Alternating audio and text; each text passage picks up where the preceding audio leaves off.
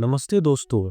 सितंबर 2025 धार्मिक और आध्यात्मिक तौर पर बहुत खास है। पितृपक्ष के तुरंत बाद शारदीय नवरात्रि का शुभ आरंभ होने जा रहा है और इस साल कुछ चीज़ें एक्स्ट्रा स्पेशल है। आइए सीधी और आसान भाषा में समझते हैं। नवरात्रि हर साल आश्विन मास के शुक्ल पक्ष की प्रतिपदा से शुरू होता है। माँ दुर्गा की उपासना के लिए ये अवधि विशेष मानी जाती है।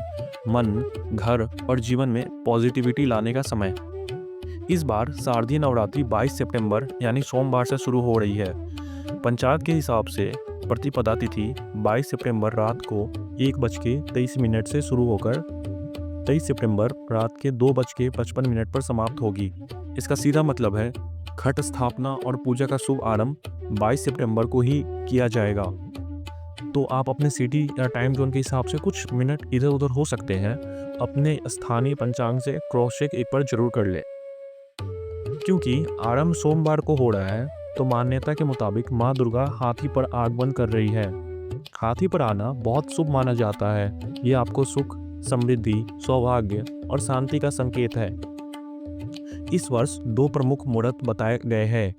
प्रातःकाल सुबह 6:09 से 8:06 घट स्थापना के लिए और अभिजीत मुहूर्त 11:49 से 12:38।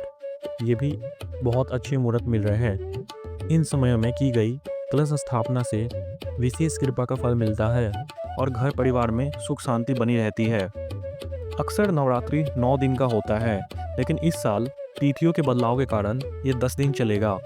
एक तिथि का श्रेय श्राद्ध पक्ष में हुआ है और यहाँ तिथि वृद्धि हो रही है। समापन 1 अक्टूबर 2025 को होगा। वृद्धि को अति शुभ माना जाता है, अधिक पुण्य और आशीर्वाद का समय। नवरात्रि में माँ दुर्गा के 9 स्वरूपों की विधि पूर्वक पूजा होती है। भक्त उपासक व्रत रखते हैं, कलश स्थापना करते हैं और अखंड ज्योति जलाते हैं। अष्टमी और नवमी को कन्या पूजन का विशेष महत्व है। बालिकाओं को देवी स्वरूप मानकर पूजित किया जाता है। दशमी को विजयादशमी मनाई जाती है। देश भर में रावण दहन होता है। मान्यता ये है कि 9 या 10 दिनों की उपासना से नकारात्मक ऊर्जा दूर होती है, घर में सुख समृद्धि बढ़ती है और जीवन में सकारात्मक ऊर्जा का संचार होता है। तो इस साल नवरात्रि 3 बातों से खास है। पहला तो सोमवार आरंभ के कारण माँ का हाथी वाहन, दूसरा 2 शुभ मुहूर्त में कलश स्थापना और तीसरा 10 दिन तक चलने वाले पर्व। ये सब मिलकर इस अवधि को भी और मंगलकारी बना देते हैं। पूजा पाठ हमेशा श्रद्धा और नियत से होता है, ये सभी जानते हैं। तो परंपरा घर घर में अलग होती है, तो अपने परिवार की रीत को प्राथमिकता दे और स्थानीय पंचांग और ज्ञानी से समय मिलान जरूर कर ले। अगर ये वीडियो आपको हेल्पफुल लगा तो लाइक और शेयर करें और नीचे कमेंट्स में लिखें जय माता दी।